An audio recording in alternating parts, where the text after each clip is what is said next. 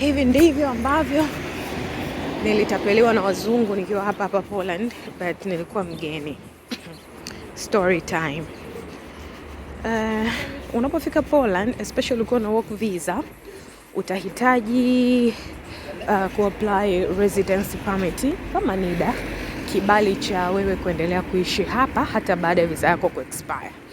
Watu immigrant wengi huwa tunatumia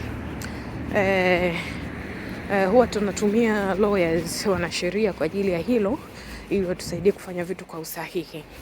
Kwa hivyo na mimi nilitafuta lawyer ambaye alikuwa kwenye mji wangu, kwa sababu hata yule dada ambaye alinisaidia mimi kuja hapa pia ni lawyer, lakini alikuwa mji mwingine na alinileta mji mwingine. Kwa hiyo nikaona sio vibaya kama nitatafuta lawyer. Basi nikaingia Instagram, Facebook, nikatafuta kwenye social media. At the end of the day kweli nikapata bwana. Basi nikapata zangu kampuni ambayo ilikuwa inajitangaza sana kwenye mitandao. Imejitangaza hiyo kampuni inafanya promo, yani ile tu yenyewe ilitakiwa kuwa red flag, nielewe kwamba hapa there is something wrong. Lakini kutokujua tena na ugeni, nikawatafuta, wakanielezea utaratibu wao kwamba unalipa zloty 1,500 kama milioni moja hivi na kitu mwanzo, and then baadaye unamalizia tena. Unamalizia 1,500 nyingine. Yes, 1,500.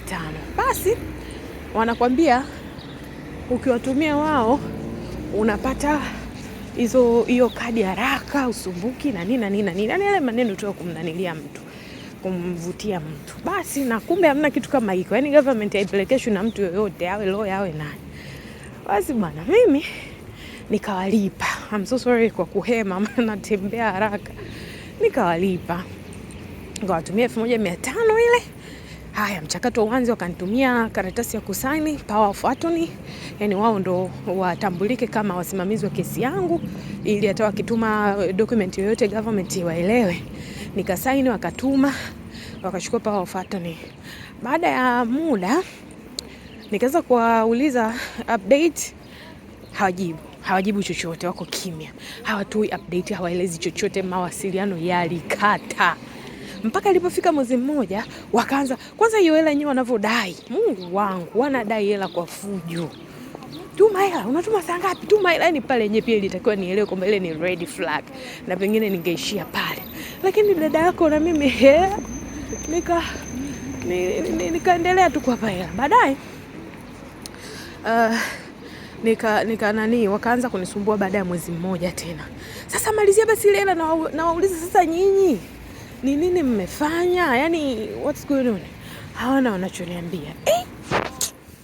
Nikasema okay, hamna shida. Ngoja niwatumie.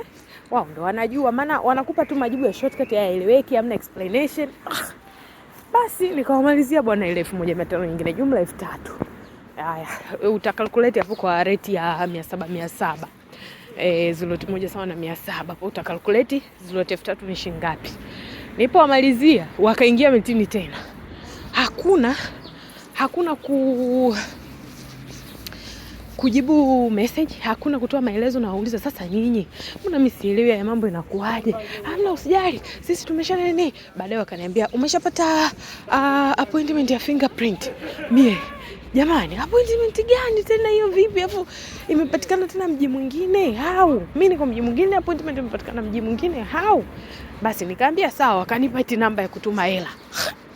Maana hiyo unalipa fee kwa government najua, lakini ile namba nashuku ni yao. Na hizo fingerprint wanazofanyaga pia sio za serikali, ni zao. Yaani wale ni wezi. Basi mimi hapo nikastuka. Yaani hapo nilistuka mambo ya fingerprint na nini, nikaambiaje? Rafiki yangu okay. Rafiki yangu mmoja Mpolo alinisaidia kunielekeza namna ya kuwasiliana na government. Basi nikawasiliana na government, nikauliza kuhusu status yangu, wakaniambia status yako iko sawa, hauna lawyer? Niliuliza kama lawyer ametake over kesi yangu. Nikamwambia hamna lawyer yoyote aliyo take over kesi yako. Waliniambia kesi yangu tayari ishahamishiwa kwenye mji ambao nilihamia, maana katikati nilihama nikahamia mji mwingine, na sheria za hapa ukihama mji, kama umekuja na visa ya kazi, ukihama mji unatakiwa utoe taarifa kwa government. Kwani hata hiyo taarifa walitoa? Yani wale 90% ya watu ambao wamewafanyia hizo wamewalia hela zao, wamewasababisha wamekuwa illegal hapa. Sababu mtu unakaa unajua kila kitu kinaenda sawa, kumbe ndio hajafanya chochote, na unajikuta huko muda umepita, kwa sababu unapewa wiki 2 za kutoa taarifa kwamba umehama mji, umehama kazi. Sasa wao ndio wanatakiwa watoe hiyo taarifa kwa sababu wako na power of attorney, lakini hawajafanya hivyo. Kwa hiyo mimi kwangu pia hawakufanya hivyo. Hawakutoa taarifa kama nimebadili kazi, nimebadili mji. Basi bahati nzuri faili langu lilikuwa bado halijafunguliwa, halina inspector, halina chochote. Yani faili langu bado liko pending kabisa. So chochote kinachoendelea bado inakuwa haina uzito. Yani hiyo ndio ilikuwa bahati yangu. Vinginevyo tungekuwa tunaongea mengine hapa. Na wakisha sababisha watu kuwa illegal, ukisema unataka kuwashtaki, wao wanakuwahi kukushtaki kwamba uko hapa illegal. Yani ni wana roho mbaya. Basi mimi nilipoongea na wale, nilipoongea na government, nikawarudia wao. Nikawaambia, jamani, mbona mnaniambia kesi yangu imeshahamishwa na kumbe haijahamishwa?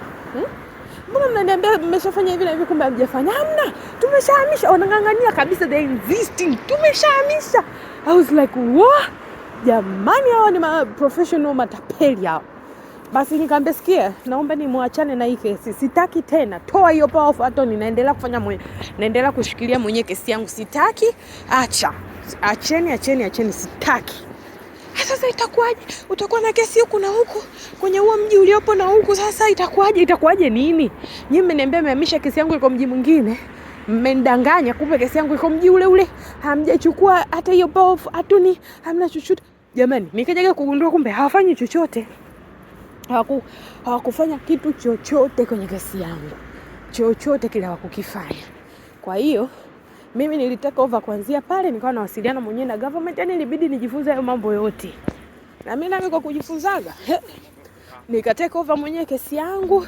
Nikamcheck sasa huyu employer ambaye ndo alinileta, maana sasa hivi kawa rafiki yangu kweli.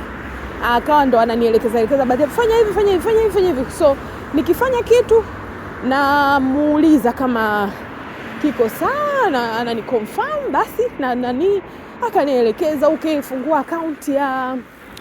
account ya trust profile.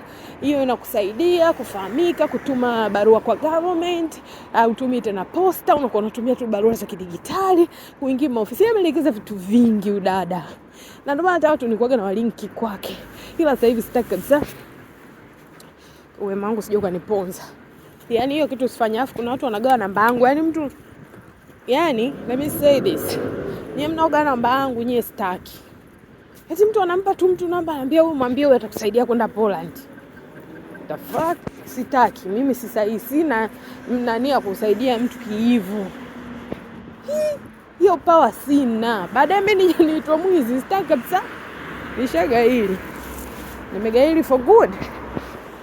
Unafanya jambo kwa wema, baadaye linakuja kukugeukia. Mimi sitaki. Basi kwa hiyo kilichotokea ndio hiko. Baadaye sasa mwezi uliopita, ni juzi tu hapa, baadaye hizo siku zote ndio nakuja kuona kwenye mitandao sasa kuna kichaa mmoja ameamua kujilipua. Kumbe wametapeli watu wengi. Huyu jamaa alikuwa anaposti kwenye magrupu yote ya kazi ya hapa Poland, magrupu ya wahamiaji wanaofanya kazi na kutafuta kazi, na watu wanaposti kazi zao. Akawa anaposti ile kampuni, anasema hao ni matapeli, wamenitapeli na nini. Watu kwenye comment ndio wanaanza kufunguka. Hata mimi nimetapeliwa zolote 7, nimetapeliwa zolote 10, nimetapeliwa zolote 3. Mimi wamenitapeli zolote 3. Haya, nikapotega roommate mwingine naye akaniambia naye ametapeliwa zolote 3500. So yani wametapeli watu wengi. Ni vile tulikuwa tujuani. Ila kwenye comment sasa, na hizo comment nitaziweka hapo chini. Nitajitahidi kuzi screenshot na wawekeni hapo chini. Majamani wamepiga hela. Alafu wanavyojitangaza sasa bila aibu na sura zao wanaziweka kabisa hapa kwenye mtandao wa shenzi wale. Kiukweli. Japo hii video naweza ngaposti kwenye YouTube, lakini nitakapo posti linki mapolisi huko jamani wanapenda kazi zao kwa kuzurula. Nikiweka linki kwenye Facebook kwenye comment section nitaweka hizo chat comments za watu wanavodai kutapeliwa, na hapo ndipo mtakapoijua pia hiyo kampuni kudadadeki. Sina hamu. Na yale ni Ukraine. Wala sio mapolo, ni Ukraine. Siku moja nawauliza, mnajua Kipolish ili waongee na rafiki yangu? Mnajua Kipolish? Eti hatujui Kipolish. Sasa nyinyi mnaongea lugha gani? Wanaongea sawa, wanaongea Kiingereza. Lakini wanasema hawajui Kipolish. Inamaanisha wanaojua Kiukraine. Maana hapo ukimwona mzungu sio mpolo ujue Ukraine. Unless awe mtalii kutoka UK huko. Kwa ndio hivyo guys, nilivyoibiwa. Mwa makini hapa. Maloya wengi nao hapa ni kanjanja. Na wengine nao hawajui kazi yao. Yaani mtu tu anajifanya lawyer lakini anaweza kukuingiza chaka vibaya sana. Yaani hajui afuatilie chochote. Unajikuta mwisho siku unanyimwa hiyo kadi ya kuishi hapa na unatakiwa kuondoka urudi Tanzania ama Kenya ama popote ulipo. Ishamkuta hiyo mtu ambaye namfahamu. Amempa kesi lawyer mwenyewe mshenzi, basi kapata negative decision na akaambiwa anatakiwa kuondoka kurudi alikotoka. So tuwe makini sana. Yaani tuwe makini sana.